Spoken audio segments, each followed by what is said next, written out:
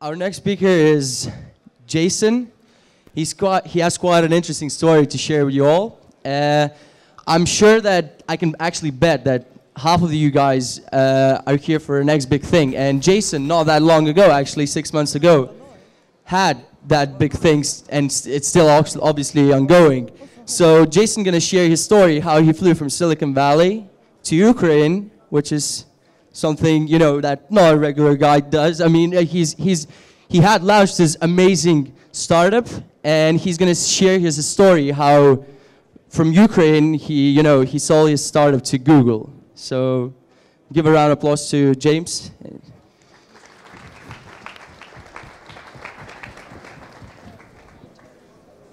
So I think they're just getting set up here, but Greg, thank you for scaring the shit out of all of us. If there's one message, do not go to the US to do your startup, because you will be imprisoned and go to jail very, very quickly. I don't know, doom and gloom. You know, we had a startup that was primarily doing face recognition. I'm sure we violate all kinds of privacy laws, left, right, here, there, everywhere, but we were able to be successful. A few words, so I'm impressed by kind of what I've seen. I've never been to Lithuania before. It appears that there are more investors than entrepreneurs, which is a good thing for the entrepreneur. You should always remember that the investor needs you more than you need them at the end of the day. So they need smart companies, smart entrepreneurs to invest in, and hopefully there's a competitive dynamic where you can get some good deal terms. As they mentioned, I am an American who went to Kiev to launch a company and was successful. We actually sold to Google in October. A few disclaimers before we get into this. I'm not a designer, so these slides are going to be completely ugly. I'm also not a professional conference speaker. I think this is probably the largest audience that I've ever spoken to. And this is a story of how we did it. Ukraine is a very, very different place than Lithuania. So some of this will be applicable, some of it won't. I think the takeaway is that I have is just do what you want, how you want to do it, and get it done. Ukraine is a place that will put a lot in front of you, a lot of hurdles, a lot of frictional costs. But if you just kind of put your head down and head forward, you can achieve great things there, and it should not hold you back. I've had 3 startups, so 3 starts and 1 finish. The CEO of Udall sold to Google Rolla. And I currently have investments kind of spread all over the place. And our main investing vehicle is called Blueprint Fund, which is actually a venture capital fund based in Kiev to make investments into Ukraine. First the war story, then the takeaways. So we were the largest US venture-backed exit ever in the Ukraine. And I think what's special about this is it started as a pitch at a local university as a master's thesis. So it was literally something that was on a whiteboard, kind of key innovation that was happening at a university that we went in and licensed out. But it took a Ukrainian American to understand the dynamics of the market and the risks in order to get it going and give us the angel money. This is the first and biggest dilemma when you look at doing something in a market like the Ukraine and you have kind of a target market that's outside of it. In Ukraine, you can kind of do a gray market company where you make a lot of cash, you pay your employees in cash, but this ends up completely fucking you over when you want to get institutional capital. They're not going to invest in a structure that has these kind of gray market operations. So kind of no matter how successful you are, if you're not running your company properly, these big VCs are going to look at you and pass. And there's a lot of, the companies now in Ukraine get trapped. They might make $5–10 million a month, and they're looking for capital to scale, and somebody does diligence and like, well, how are you making this money? How are you paying your employees? And like, well, it's all cash. Well, all cash is not a way that institutional investors can work. So our structure was that we had a US-based company with a rep office in Kiev, and we did this, the US company, because it was the most efficient vehicle to take investment funds. So Silicon Valley VCs were comfortable with investing in, what started as a US LLC, as opposed to going and pitching a Ukrainian company. And there was an advantage to this was that all of the IP we secured to the US company, such that when we thought a potential acquirer would come in, they would know the rules, they would know exactly how it was set up. This was actually a very fun challenge. Was working with a Ukrainian state-run, state-funded university. We went in there and said, look, we're very interested in this technology, we want to license it. And they're like, you want to do what? There's kind of no model for this. There was no forms for this, and so it ended up being a lot of paperwork. But I can tell you that when we were in the acquisition process and we had a couple companies bidding for us, this paperwork ended up being the most important thing that we did. And they went and diligences, they read it, they hired local counsel. So things that you think you should move fast through, it's actually worthwhile to spend, and you have to spend the time, make sure your I's are dotted and your T's are crossed. This was a question that we got earlier, even IP laws in the Ukraine. There are, but they're not the same. And you have to make sure that whatever local market that you're working in, you secure your IP in the same way that you would secure it in the US, such that a US buyer understands it. Compensation. So kind of like the Ukraine is very, very outsource driven, which means that you can quit one day and get a job the next day at some other company. So you need to pay at competitive levels or your employees won't stay. And I put a big asterisk there because we actually did have a core group of employees that believed in the mission and kind of would stay no matter what. We gave every employee options, from the secretary to interns to anybody who ever worked with us. We always gave them options because we wanted everybody to have a sense of feeling of ownership in the business. And this was kind of trying to create this atmosphere of, look, we're not here because we're saving money, we're here because we're doing core research and core innovation. So raising VC in the Valley, which I guess is the dream for a lot of you guys. We were actually asked this, where in Russia is Kiev? So it's kind of a geography that's not familiar to most people. It scares them. And this was a funny one.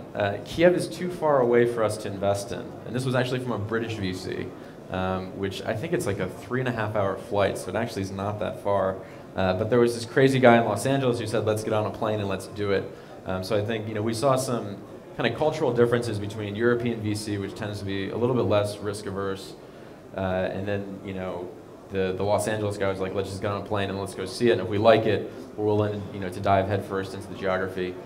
At the end of the day, we ended up raising from about 6 or 7 different capital sources, and each one had to come and see it, see the operation, because we were based in Kiev. So they literally had to get on a plane and come out. And again, I keep hitting on this, get your structure right, spend time with the lawyers, and the investors will spend a ton of time diligencing whatever structure that you have. But at the end of the day, there's still this geography risk, and the investors had to be willing to go into the Ukraine, which is a very specific geography, and deal with that. So we started off with the traditional kind of angel. I think we did like around $1 million in angel. Anthem Venture Partners came in and did our Series A. And then we had a kind of unique group of investors that came in for the Series B. WTI was actually debt money that we took, so we were able to get some venture debt. Best Buy is kind of a large electronics retailer. You guys know Qualcomm built a lot of chips, so we had Qualcomm and AMD, which are 2 semiconductors. And then Relay Ventures is kind of a mobile-focused fund.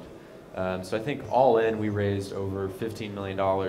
And what's unique is, the day that we sold the company, I was the only U.S. employee. So this was not, I joke that I was kind of the outsourced CEO. But this money was primarily spent in Kiev to build the team there. It was really shitty at times. I think in kind of what I heard on stage for the first one was like, let's raise money, let's get the VC, let's do this. VC was probably one of the most painful experiences of my entire life. There's lots of strings attached to it, and raising VC is not the goal, it's only a means to the goal. If you can not raise VC and have your business, you should definitely do that. We went from 4 employees all the way up to 80 down to 30. There were times, I can't even count the number of times that we were bankrupt in between rounds trying to make payroll. We switched technology platforms. We started on the server and ended up on a phone. We turned over staff, and it was hard to get revenue. So this was not the dream by any chance. You think, oh, you go raise all this money, you get the Silicon Valley VCs, everything's going to be great. And it was a very, very long, hard path. And at the end of the day, the worst part of it was we had to watch all of our competitors get bought. So we saw 3 acquisitions that happened before us. And so you're sitting around saying, why are we the ones not getting bought? Are we fucked? Are we, we're just the worst, or what? It's kind of all these things are going through your head as the entrepreneur, and we didn't know what to make of it. And then you hear this from some banker, companies aren't sold, they're bought. Yeah, and I think this is kind of a complete fantasy. We worked very hard to sell Vutal. Towards the end, we were very actively marketing the company. We were doing things that we thought would make ourselves attractive. It just didn't, you don't just raise VC, build a company, and somebody comes out of the blue and buys you. The acquisition process, being the last man standing, so we were being the only ones left to buy, was actually a good thing. And we had two very, very large companies that were bidding for us at the end of the day. So we went through what amounted to be like a 6-month process of getting offer from one company, getting it countered from another company, waiting out the silence period and this and that. But I think that at the end of the day, it turned out well. We had a lot of price action that moved the valuation upwards. What saved us at the end of the day was the team. And I think this is what was so special about Vutal. It's, everybody was like, well, why don't you hire engineers in Silicon Valley? The guys that we were getting in Kiev, I couldn't find in Silicon Valley. And apparently neither could Google. And so, we really focused on the team. This was not outsourcing. This was not, oh, you're in Kiev, so you should expect less. This is, no, we're in Kiev building a world-class organization, working with, world-class partners and world-class investors. But I think, one of the facts of life here is that there was a discount placed on the company, the overall valuation, because of the geography. And it really cut down on the number of potential acquirers that would enter the Ukraine. So, we went through diligence with some of the bigger names out there, and they're like, look, we're just not going to buy a company that's in Kiev. And that was kind of the end of the story. So we had to find somebody that was big enough and had the resources enough and the willingness to understand what it would take to buy a company out of a geography that they weren't familiar with, and also that kind of had different legal structures. The payoff was kind of a very successful acquisition. There's literally 23-year-old kids that were working for me that are making hundreds of thousands of dollars working at Google now. The options that everybody would have sold me for $5 before, they actually paid off, and everybody made money, from the interns to the secretary. The university that we licensed the core technology from made a lot of money, and then hopefully this is a proof point that this can happen in Kiev, and I guess in the region in general. Kind of a main message, like, look, you actually don't have to leave. You can build a company here, and you can be successful if you do it in the right way. So here's some lessons learned quickly, and then we'll go to some questions. You better have a plan for when you don't hit the startup lottery. As an entrepreneur, you kind of have one shot. And so when you're not, Facebook or Airbnb or any of these popular guys that, go out and immediately raise a lot of money or get a lot of traction, you need to have a plan for that, because it's going to end up being a lot of work. Things are not going to go well. But I think that there's this attitude that, you look at these proof points in the market and you think that you're going to be that proof point, but really those are kind of 1 out of 1,000 bets that end up paying off. And like I said, if you're the entrepreneur, I never want to be a lottery ticket. Whatever I do, I want to be successful. So don't count on winning the lottery. When you're forming your business, do it correctly. It's something that is tedious. You want to get going. You want to start building. You want to start coding as fast as possible. But you need to set up structures that are fundable. And then at the end of the day can transact. And another point too, I think you also need to decide if VC is the best kind of capital to get. Not all businesses are actually VC models. So I think there's tons of sources of capital here. But if you're a small business, maybe you just are a small business. If you take VC, it's very hard to get money out. You can't cash out every month if you have a good month on this, but you have to wait for some kind of liquidity event. You're kind of put on this timetable of 5 to 7 years where they need to exit the fund. I know VC is kind of the sexy term, let's go raise, but sometimes you're better off with business angels that will go into a different kind of capital structure and a different type of structure where you can actually get money out if you don't end up being $1 billion business, but you end up making a decent amount a month to not get trapped in the VC model. Right-sizing investments. We raised way too much money, and part of this was the R&D cycle took longer than we thought. But at the end of the day, kind of the acquisition market was a certain size for companies that were our size, And we just had too much capital in, which made it a little bit difficult to exit and get the VC style returns. This is play by the rules. If you owe tax, then pay it. This is more of a Ukraine issue. There's kind of an attitude of dodging the taxes and not paying anything. But like I said, this doesn't scale. If you operate a business like this, you're never going to get international entities or foreign investors to come into your model and actually put money in. The employees, like I said, we kind of overspent on employees and on perks, and we were not running it like outsourcing. The entire team was in Kiev. The entire value of the company was in Kiev. If those guys left, we would have had nothing. And give them a unique opportunity. I think, from my side, going and meeting at, all the Silicon Valley companies was kind of like the day job. But for these guys, we'd actually fly them out and have them go into the meetings with us, lead parts of the meetings. And so we gave them this opportunity that's like, look, you're not just a developer, you're not just a smart engineer. You can actually come and see Silicon Valley. You can see how these big companies work. This is a big one for me because I am a foreigner in the geography. In the Ukraine, there's this attitude that the world is always ending. That that every time there's an election, the country's going to crumble and fall, and you're going to go to jail, and the laws are a moving target. Nobody knows how the taxes are working. For me and for the companies that I work with now, it's like, look, just keep your head down, ignore all the bullshit, stay focused, build a product. If a problem arises, we deal with it then. But don't kind of don't get disparaged. Don't fill your head with all this stuff even before you get going. So that's kind of the control what you can, ignore the rest.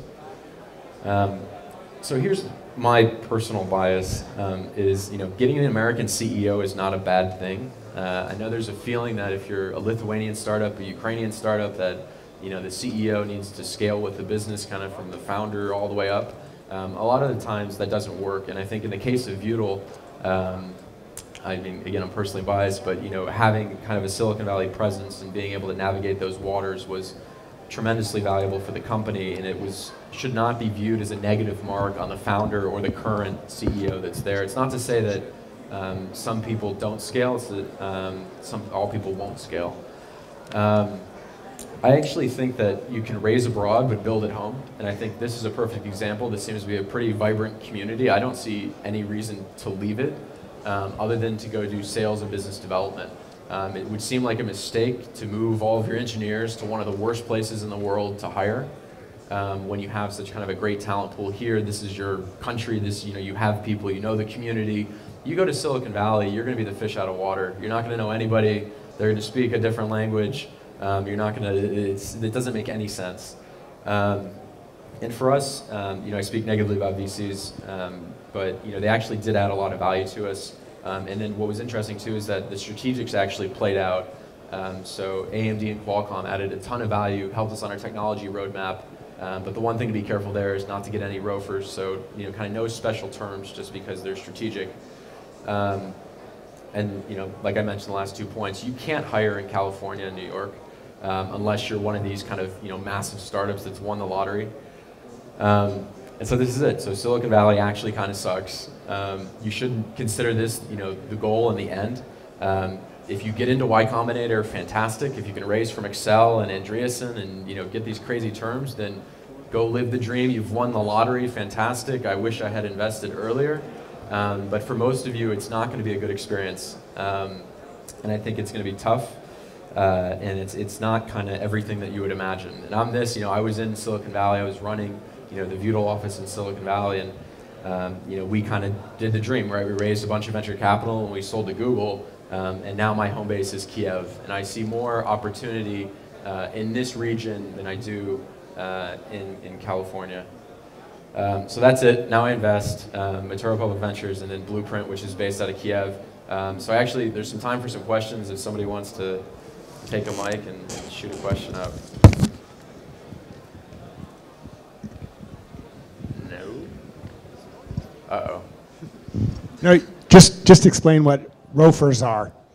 ROFRs are called right of first refusals, and they basically make you dead in an M&A market.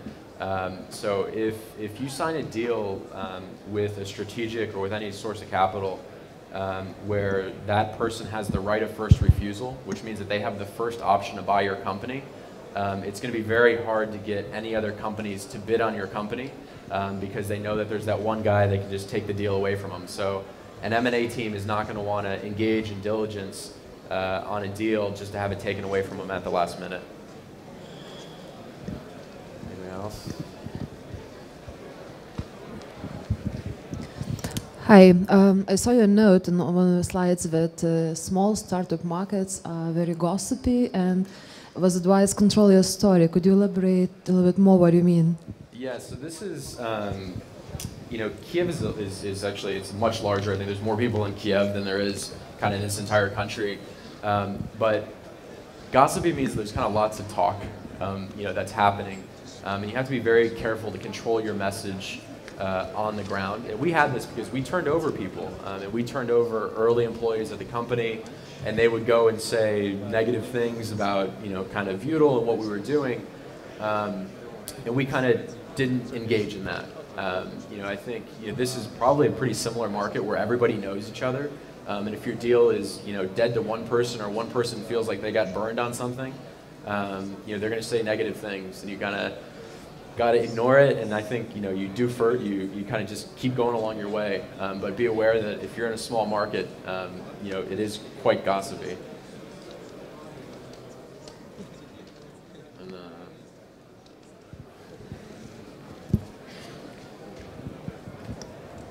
Okay, thanks a lot, Jason.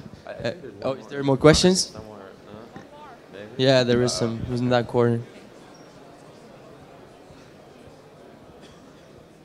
Hi, thanks for the story. I'm curious what the service you sold and what cash did you get from Google, if you can say that? So we sold anything anybody would buy. Yeah, but what's the service you created? We had a bunch of computer vision engineers. And so, you know, our core competency was working with anything that was computer vision. We, you know, first started off doing face detection, face recognition. Then we added feature point detection, feature point recognition. Then we looked at generic objects. Then we looked at 3D. You know, like I said, we did not, you know, the original pitch was find faces in video, and we developed an efficient system for that. You know, we figured out early on that we really couldn't sell that or sell it at scale. And so we changed, and we changed a lot. But what remained the same, we had, you know, kind of 8 core guys that were the research team, and that's where the value of the company was. But so I kind of give the smart answer, you know, the smart ass answer of build anything anybody could sell. But we actually did kind of follow the money. So you did sell the team, not the idea, right? No, it was you know, look, they had you know, we happened to get lucky, and there was 2 companies that were looking for face recognition. And so we sold the tech and the team. But I think, you know, my point is that if you look at kind of our funding path, you know, we started off server side, and then, you know, Best Buy and AMD invested because they thought there was a play to be had on the desktop. And then we found out that we could raise money in mobile, so we went and raised from mobile funds like Qualcomm and Relay. And so, you know, it didn't happen overnight for us. We didn't just build something in 6 months and the thing took off. And was a massive success. We actually built a lot of stuff that didn't work. You know, and like I said, between the rounds, because it wasn't working, we had negative data points. The VCs would look at it and say, we don't want to be in this business. And we had to shift many, many times. We had to shift employees many, many times. We had to change technology many, many times. So this was really, you know, this was not the startup lottery. This was, you know, we worked this deal, and we worked it a long time. And so in the end, the cash out side of it was... I can't say, but you can. There's articles that you can Google that make speculations as to the amount. Okay, thanks. Thanks a lot. Any more questions?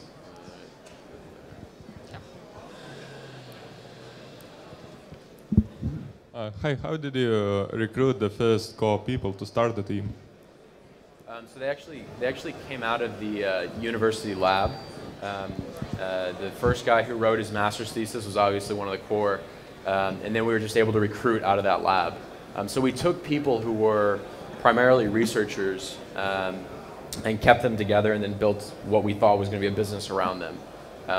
But we kept very good relationship with the lab. Like I said, we actually licensed it out of the lab, so they had a financial incentive to kind of help us out and make sure that the company was successful. And that relationship, lasted over the 5 years. Most of our good employees came out of that lab and came because of the cooperation with the university.